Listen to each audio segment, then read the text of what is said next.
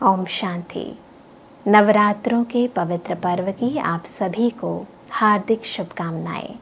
प्रतिवर्ष अश्वनी मास की शुक्ल प्रतिपदा से लेकर नवमी तक नवरात्रों का ये त्यौहार हम सभी मनाते हैं।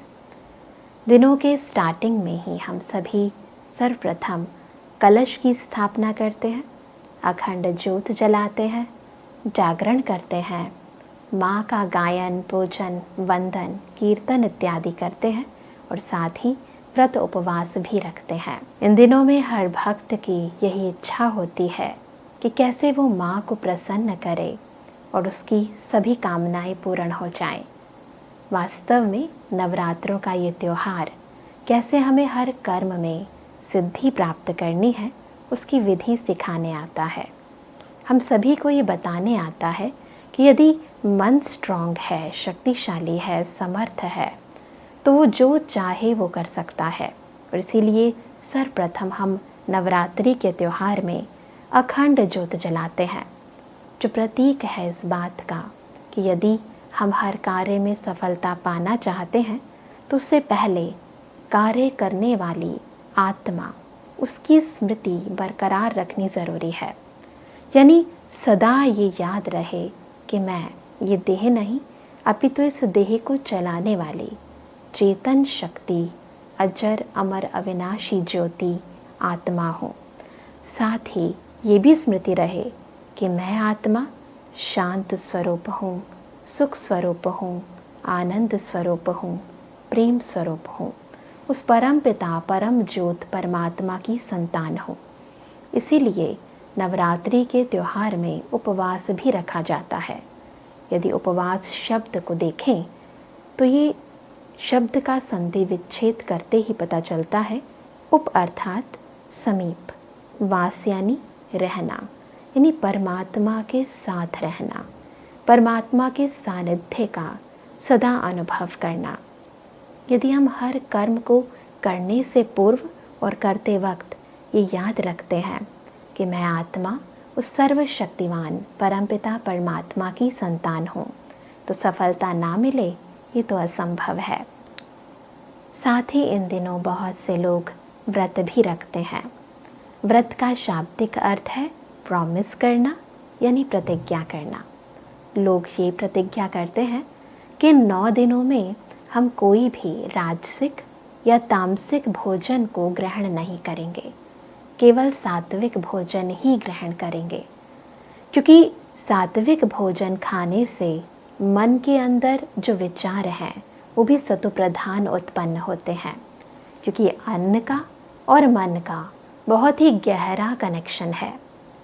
अधिकतर लोग आम दिनों में तो बाहर भी भोजन कर लेते हैं या बाहर से भोजन मंगवा भी लेते हैं, परंतु वास्तविकता ये है कि जब बाहर कोई भोजन बनाता है तो उसकी मनोवृत्ति में यही रहता है कि इस भोजन के बदले उसे धन की प्राप्ति होगी।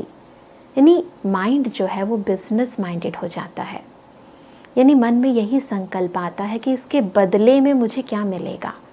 इसलिए आजकल देखते हैं कि हर एक का मन, जब एक दूसरे के संबंध संपर्क में हम आते हैं, व्यवहार में आते हैं, तो मन में यही संकल्प आता है कि मैं उसके साथ ऐसा कर रहा हूँ तो उसके बदले में उसको भी ऐसा ही करना चाहिए। मैं उसको इतना दे रहा हूँ, मान दे रहा हूँ, सम्मान दे रहा हूँ, तो उसके बदले में उसको भी मुझे मान, सम्मान, प्यार या सहयोग ज़रूर देना चाहिए। यानी निस्वार्थ वृत्ति खत्म होती जा रही है और हर संबंध के अंदर स्वार्थ वृत्ति उत्पन्न होती जा रही है। तो कारण एक ही है कि जिस अन्न को हम ग्रहण कर रहे हैं उसको बनाने की वृत्ति में वो बिजनेस माइंड की मनोवृत्ति समाहित है। तो इन दिनों हम बाहर के भोजन की भी परहेज रखते हैं। नवरात्रों के दिनों में बहुत से लोग जागरण भी रखते हैं।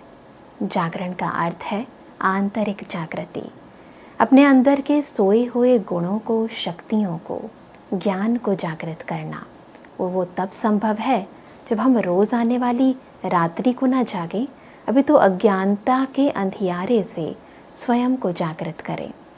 हमारे अंदर ये जो छिपी हुई भावनाएं हैं, देह अभिमान की, काम की, क्रोध की, लोभ की, अहंकार की, इन भावनाओं से जागृति लाएं और सुख, शांति, आनंद, प्रेम के गुणों को अपनाएं, ईश्वरीय शक्तियों को अपने कार्य में प्रयोग करें। इसी को कहते हैं वास्तविक या आध्यात्मिक जागरण। साथ ही इन दिनों बहुत से लोग अष्टमी और नवमी पर कन्याओं का पूजन भी करते हैं। वास्तविकता में पूजन होता है उसका जो पवित्र है। तो ये पूजन किसी व्यक्ति का नहीं, अपितु पवित्रता का पूजन है, जिसके कारण ही कन्याओं को श्रेष्ठ माना जाता है। ज़रूरत है कि हम अपने अंदर, अपने भीतर पवित्रता को धारण करें। यहाँ पवित्रता केवल तन की नहीं है, अपितु पवित्रता साथ में है मन की, वाणी की, कर्मों की, धन की, संबंध की और संपर्क की। तन की पवित्रता के बारे में तो हम सभी जानते हैं कि इन दिनों हम सभी ब्रह्मचर्य व्रत को धारण करते हैं, परंतु इसके साथ साथ मन को भी तामसिक विचारों से, व्यर्थ विचारों से, नकारात्मक विचारों से दूर रखना, उनकी परहेज़ करना। जिसे बचपन में हम कहते थे कि बुरा न देखो, बुरा ना सोचो, बुरा ना बोलो, बुरा ना करो। तो इस बुराई से स्वयं को बचाए रखना, ये परहेज़ रखना बहुत ज़रूरी है। साथ ही धन की पवित्रता भी बहुत ज़रूरी है, क्योंकि धन का असर भी हमारे मन पर ज़रूर पड़ता है। जिस मनोवृत्ति से धन कमाया जाता है, चेक करने की ज़रूरत है कि क्या धन कमाते हुए हमारे मन में लोभ वृत्ति है, मोह वृत्ति है, किसी को धोखा देने की वृत्ति है, अहंकार की वृत्ति है। यदि ये तामसिक वृत्तियाँ हैं तो उस वृत्ति से कमाया हुआ धन कभी भी हमें सुख और शांति की अनुभूति नहीं करा सकता। तो नवरात्रों का ये त्यौहार हमें धन को कैसे पवित्र रखना है वो विधि भी सिखाता है। साथ ही संबंध संपर्क में जब हम आते हैं तो एक दूसरे को सुख देने की वृत्ति है, एक दूसरे के साथ सहयोग देने की वृत्ति है, एक दूसरे को स्नेह देने की वृत्ति है, या फिर हमारे अंदर एक दूसरे के प्रति असहयोग वृत्ति है, किसी के लिए ईर्ष्या की वृत्ति है, नफ़रत की वृत्ति है, घृणा की वृत्ति है, अटैचमेंट है। चेक करने की ज़रूरत है। तो नवरात्रों का ये शुभ पर्व हमें संबंध और संपर्क की पवित्रता का भी पाठ पढ़ाता है। साथ ही वाणी की पवित्रता बहुत ज़रूरी है। अक्सर इंसान बिना सोचे समझे किसी के भी साथ कटु वचन बोल देता है, सोचता है कि सच ही तो बोल रहा हूँ, परंतु परमात्मा हमें सिखाते हैं कि सत्यता के साथ साथ सभ्यता का होना भी बहुत ज़रूरी है। तो वाणी की पवित्रता अर्थात जब भी हम किसी के साथ वाचा में आए तो मन में यही शुभ भावना हो कि सबका कल्याण हो, सभी सुखी रहें। शुभ भावना, शुभ कामना की वृत्ति को लेकर जब हम किसी के साथ बोलते हैं तो उसका प्रभाव पड़ता है। वो शिक्षा जो हम चाहते हैं दूसरे को देना, वो ग्रहण करता है। अधिकतर लोग हमारी बातों को भी अवॉइड कर देते हैं। कारण ये है कि वाणी को बोलते हुए हमारे अंदर की वृत्ति भी व्यर्थ भावों से युक्त होती है। इसीलिए नवरात्रों का त्यौहार हमें संपूर्ण पवित्रता को धारण करने की शिक्षा देता है।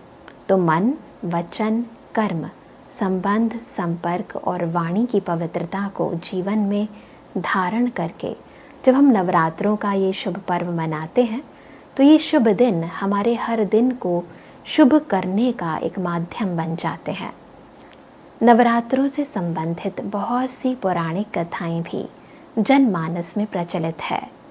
दुर्गा सप्तशती में वर्णित है कि जब एक बार मधु और कैटप, ये दो राक्षस देवताओं को पराजित करने में समर्थ हो गए, तब सभी देवी देवताएं विष्णु जी की शरण में गए, परंतु उस समय विष्णु जी योग निद्रा में सोए हुए थे। तब ब्रह्मा जी ने एक कन्या की उत्पत्ति की और उस कन्या ने विष्णु जी को जागृत किया और तब मधु और कैटप, इन दोनों राक्षसों को विष्णु जी ने पराजित किया।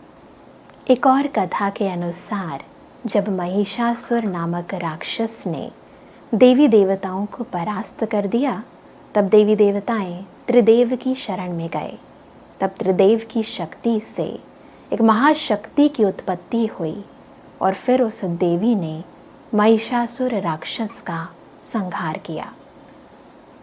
ये भी माना जाता है कि जब शुंभ निशुंभ नामक राक्षसों ने देवताओं को परास्त किया तो शिव की शक्ति से देवी पार्वती ने काली रूप धारण किया और फिर शुंभ निशुंभ सहित चंड मुंड व रक्त बिंदु जैसे राक्षसों को परास्त किया।